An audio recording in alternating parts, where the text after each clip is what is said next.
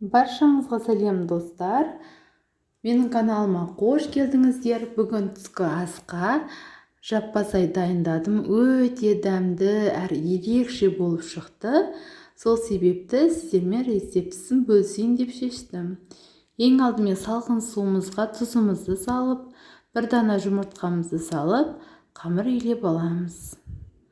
Тұндыруға қойып қоямыз. Қызып тұрған пешімізге тапамызды қойып, сұйық майымызды құйып, етімізді, картоп, пияз, тәтті бұрыш және де сәбізімізді алдын ала көріп тұрғандарыңыздай барлығын бірдей қылып көбіктап турап алдым. Қызып тұрған майымызға етімізді салып қуырамыз және де пиязымызды салып жақсылап араластырып қуырып аламыз. Сәбізімізді, тәтті бұрышымызды салып және де дәміне қарай дәмдеушілерімізді, тұзымызды салып, картоп салып, барлығын жақсылап араластырып, суымызды толтырмай бетінен қып құйып шығып, бетін жауып, қайнатуға қойып қоямыз. Бір 10 минуттай жақсылап қайнайды. Орташа отқа қойып қоямыз. Қамырымызды дайындаймыз. Қамырымызды дәл осылай жұқа етіп, дөңгелекше етіп жайып аламыз. Қамырымыздың үстіне сұйық майымызды жағып шығамыз, толық қып, оқтаймызға орап, көріп тұрғандарыңыздай кесіп алатын боламыз. Арасын толық майлап алдық. Және де видеода көріп тұрғандарыңыздай бірнеше бөліктерге бөліп кесіп аламыз.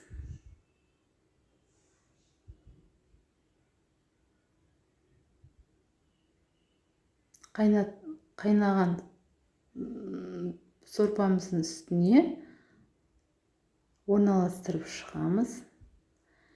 Бетін толық жауып орналастырып аламыз. Дәл осы кезде астын байық отқа қойып,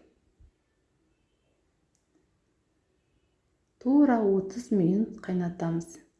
Бетін ашып көрмейміз. 30 минуттан кейін байық отта қойып қоясыздар. Уже 30 минуттың ішінде пісіп дайын болатын болады.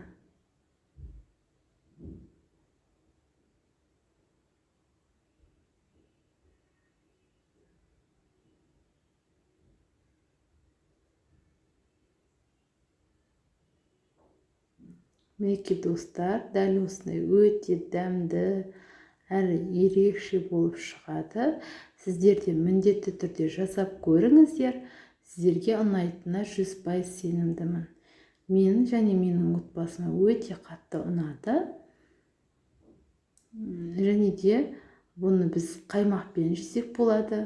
Дәл осылай видеода көріп тұрғандарыңыздай алып, арасына патизін салып және де қаймақ салып жесеңіздер өте дәмді болып шығады.